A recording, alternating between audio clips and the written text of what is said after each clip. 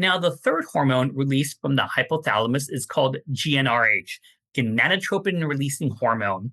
And I got to tell you right now, this is probably going to be my hot, dark horse for the board exams. So, what are some things you should know about GnRH? First off, the way it's released is pulsatile. And why is that going to be important? Because I love to integrate.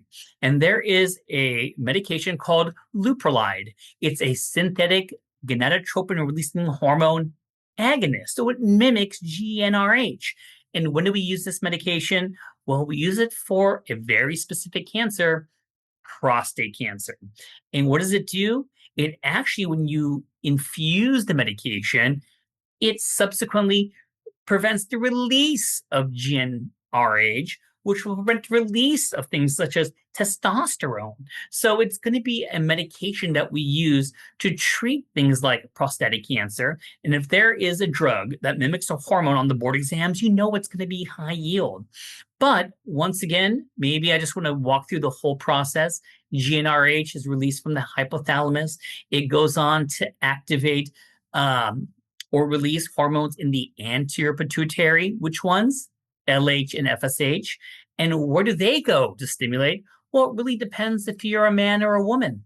And if you're going to be a man, it's going to go right to your testes to release what? Testosterone. And if you're going to be a woman, it's going to go to the ovaries to release what? Estrogen. And of course, because it's released pulsatile, we once again have that medication, Leuprolide, that's released in a continuous fashion. So in men who have prostatic cancer, it's going to be a hormonal option when we talk about treatments.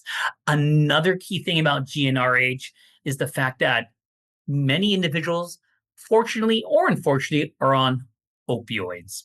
And when you take opioids in a chronic sense, they actually prevent the release of GnRH. They prevent the release of GnRH. And of course, in men, that means what? No testosterone. So one of those things that I think is a great question for the boards is talking about how opioids prevent the release of GnRH.